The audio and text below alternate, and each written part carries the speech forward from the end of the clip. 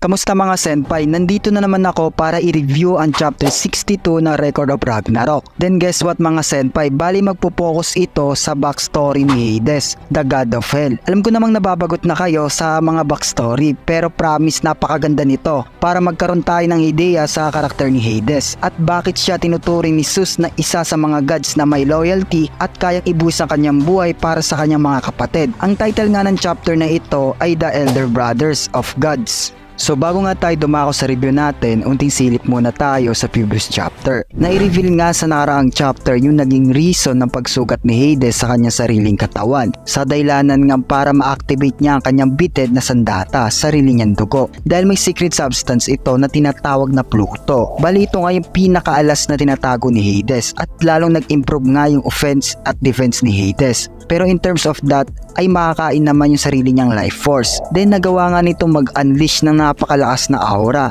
at ang naging reason sa pagkawala ng key points ni Hades. Naging malaking problema nga ito para kay Qin Shi Huang dahil nakagawa ng paraan si Hades maantay ang kanyang abilidad. Sa palitan nga nila ng pag-atake, matagumpay na tamaan ni Hades si Qin Shi sa banda niyang kamay. Maluba nga yung pagkakatama dahil nagawa nito maputol yung daliri ni Qin Shi Huang. Pero kahit ganon yung sinapit ng King of Men ay hindi ito nagpatinag at muling lumaban ulit sa hari ng Netherworld na si Hades. Nasabi nga ng narrator, anong klaseng god ba si Hades? Bali dito binibigyan tayo ng comparison ng narrator kung sino si Hades at bakit naiiba siya sa lahat ng mga gods. Makikita nga natin sa panel na ito na nakaupo si Ares. Then pumasok nga sa kanyang isipan yung patungkol kay Hades kung gaano nga daw ito kalakas at kabihasa sa paggamit ng kanyang vident na sandata. Wala nga kahit sinong gods ang nangahas na lumaban kay Hades hanggang tinagurian siyang the King of Netherworld at ang isang gods na inaasahan ng lahat. Kaya't nga ganoon na nakataas yung tingin ng kanyang kapatid na sila Zeus at Adamas sa kanya. At doon nga mga senpai ay muling nag-flashback yung nangyari na digmaan na tinatawag na Gigantomachy.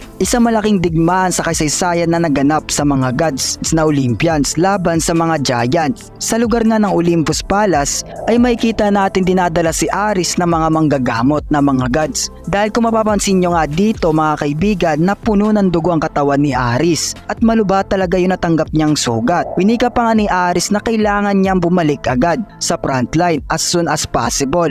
Sa kadahilanan nga kailangan siya na kanyang pinapamunuan doon ng mga sundalo na gods. Bali nga dito ay nag-umpisa na yung pag-invade ng mga giants sa Olympus. Then yung mga gods ay dinidefend naman ang Olympus katulad kay Ares na nasa frontline talaga nakadestino. Sinabi nga ng narrator dito mga senpai na kung paano nag-umpisa yung digmaan nito at ano nga ba yung reason kung matatandaan nyo nga ay pinatay ni Zeus ang kanyang ama na si Cronus na kinikilalang the strongest cosmos. Ang paglalaban nga na ito ay tinatawag na Titanomachy. So alam ko magtataka kayo kung ano nga ba yung Titanomachy. Ang Titanomachy mga senpai ay digmaan ng oldest generation gods o mas kinikilalang Titan at ng new generation gods katulad nila Zeus. Bali dito mapuprove kung sino yung karapat dapat na mamuno sa Olympus by proving their strength and capabilities. Then napatunayan nga ni Zeus nung natalo niya ang kanyang ama na si Cronus. Then during that time ay siya yung tinaguriang the father of gods ng new generation at ang namumuno sa Olympus. Then nasagap nga ni Gaia ang balita about dito. Then we all know naman na si Gaia yung nanay ni Cronus at tinaguriang the mother of god of all creation at isang primordial gods. Medyo nakakalito lang pero i-explain ko sa inyo. Si Gaia at Uranus ang unang gods sa Greek mythology. Then nagbunga nga yung pagmamahalan nila at yung anak nila ay nagngangalang Cronus at Rhea. Then yung dalawang gods na ito ay nagkaroon rin ng anak na mga tinaguriang new generation gods which is sila Poseidon, Zeus at Hades at ito yung family tree ng Greek gods. Kaya't ganoon na lang kagalit ang mother god of all creation nung malaman niya yung balita ang pagpaslang ni Zeus sa kanyang sariling ama. Kaya't gumawa siya ng pag-aalyansa at ginamit niya ang pinakamalakas na race sa lahat ng creation niya which is yung mga giants na kaya pumantay sa lakas ng mga gods at ito yung naging malaking threat sa mga gods dahil paunti-unti nang natatalo ang kanilang hukbo sa frontline. Makikita nga natin sa panel na ito ay nagsagawa ng pagpupulong ang mga gods na magkapatid which is sila Adamas, Hades, Poseidon at Zeus. Piniga nga ni Zeus na ano nga ba daw yung status na nagaganap sa digmaan. Sumagot naman si Hermes na ang lahat ng Olympian troops ay ginagawa ang lahat na kanilang makakaya pero hindi pa rin daw nagiging pabor sa kanila. Nalungkot nga si Zeus nung malaman niya ito. Dagdag pa ni Ares yung lakas daw na meron yung mga giant ay hindi daw basta-basta. Kung kung magpapatuloy nga daw ito yung ganitong sitwasyon, unting panahon na lamang ay mas mapapalapit na ang mga giant sa Olympus. Naalarma nga si Zeus nung marinig niya ito. Then si Adamas naman ay tumhawa lang at paasar na sinabi kay Zeus kung ano nga daw yung gagawin nito. At yung naisip na nga lang ni Zeus para malutas yung suliranin na ito ay sumali na siya sa digmaan.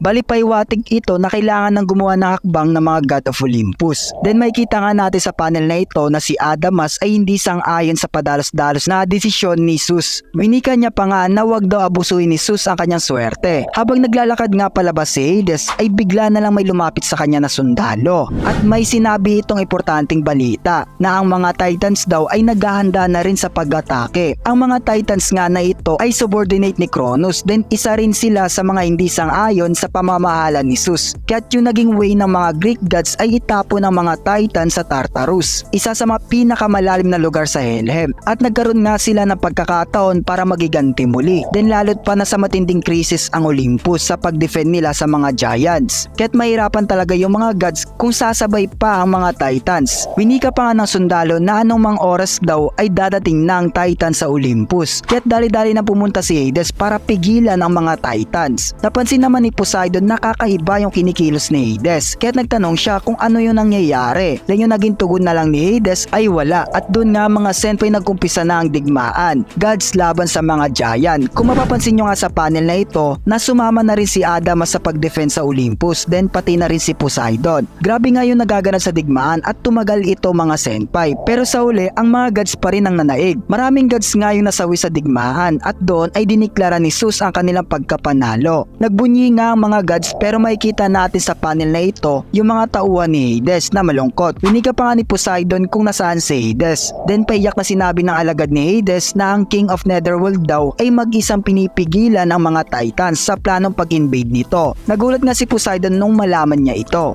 At sa next page ay dadalhin tayo kung saan nangyayari yung paglalaban sa pagitan ni Hades at ang mga Titans. Dali-dali nga pumunta si Poseidon sa Helhem sa Tartarus upang puntahan ang kanyang nakakatandang kapatid na si Hades para tulungan ito. At yung naabutan niya nga lang yung mga bangkay na maraming Titans na nasawi. Then nakita niya rin si Hades na nakaupo at nagpapahinga. Kung mapapansin nyo nga ay puno talaga ito ng dugo yung buo niyang pangangatawan. Isa nga itong paiwatig na grabe yung paglalaban na na-encounter ni Hades sa kamay ng mga Titans. Winika nga ni Poseidon na halatang naguguluhan na bakit pinadala daw ni Hades ang kanyang mga tauhan para sumama sa kanila at lumaban sa mga giant. Then kasunod nun ay mag-isa niya namang hinarap ang mga Titans. Napaka-reckless nga daw ng desisyon na ito ayon pa kay Poseidon. At yung naging tugon na nga lang ni Hades ay ginawa niya lang daw yung tama bilang nakakatanda sa magkakapatid. Nagalit nga si Poseidon nung marinig niya ito at sinabi niya pa kung paano na lang daw kung nabigo si Hades sa kanyang mga plano. At yung naging tugon nga ni Hades para kay Poseidon na never nga daw siyang matatalo sa kahit sino man.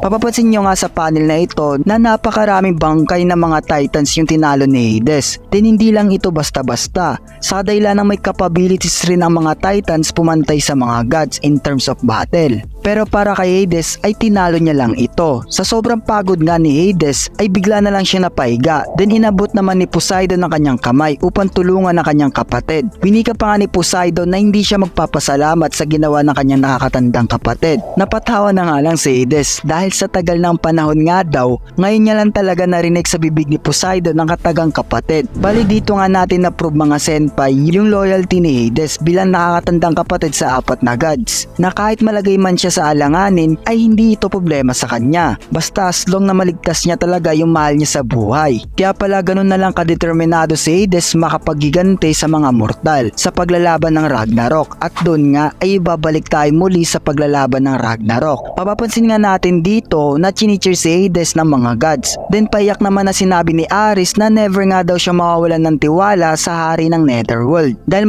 ilang beses niya na nga daw na-prove ito. Yung pagginto sa pinaplanong invasion ng mga Titans. Then tumatak pa rin sa isipan ni Zeus yung katagang sinabi ni Hades. Nababantayan niya nga daw ang kanyang mga kapatid sa likod nito. Na para kay Zeus ay napaka-selfish ng desisyon na ito.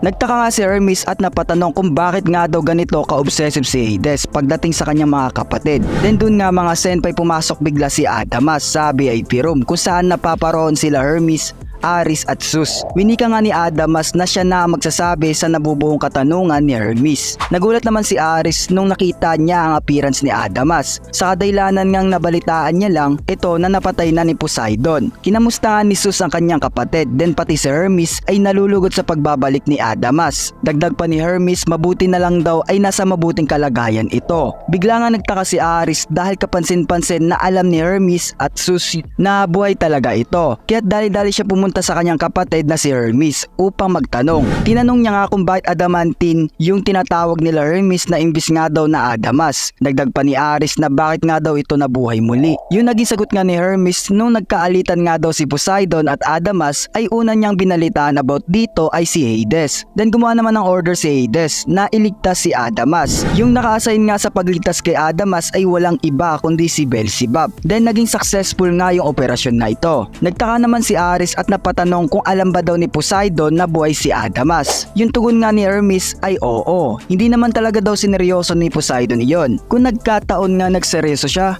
ay baka wala na daw matira pa sa katawan ni Adamas. Dagdag ko lang mga senpai na si Adamas ay tinanggal na sa 13 Olympian gods. Kaya currently nasa 12 na lang yung kinikilala. Then dahil sa pagligtas ni Hades sa kanyang kapatid na si Adamas ay ginawa niya itong god sa Helhem. At nagngangalan nga itong Adamantine. At doon nga ay sasagutin na ni Adamas yung patungkol kung bakit ganun na nga lang ka-obsessive si Hades iligtas sa kanyang mga kapatid. Dahil nga daw ito sa pagmamahal niya bilang kuya. So we consider it na love talaga yon. Yung nagbibigay ng lakas ng loob kay Hades para lumaban at hindi mapaghinaan ng loob. Bali ganun nga natin nakilala yung karakter ni Hades. Hindi lang sa pagiging seryoso at lakas nitong taglay kundi yung pagmamahal niya rin sa kanyang mga kapatid. So ayun nga mga senpai, stay tuned lang marahil 2 remaining chapter na lang ay matatapos na natin ang Hades versus Qin Shi Huang. For me nga ito yung pinaka the best na panel drawing kasi grabe talaga yung pagkakaguhit ng mga panel. Well appreciated talaga. Kaya sana maging goods ito sa anime adaptation sa Netflix.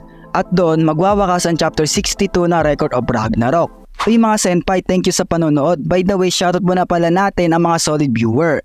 Shoutout nga pala kay Vin Noe, Janet Bella Martin, Nord Davao, Jody Marso Malinog, Nate Ivanes, Claudine Rilado, Ja Thompson, Riclonde Laudato, Jet Ocon, Alben Pontanosa, Ednel Sevilino, Peter Serafino, Steph Clay 18, Jojet Magos, Sech Brenzuela, Boss P TV, Richard Estrada, Antonio Rivera, Toyski, Charlie Somalinog, Boss Zero Adventure. Ay lang mga senpai, sa magusto magpa-shoutout, comment lang kayo sa ibaba. Stay tuned lang mga senpai, marahil next nating i-upload ang chapter 63 ng Record of Ragnarok. Maraming salamat, paalam!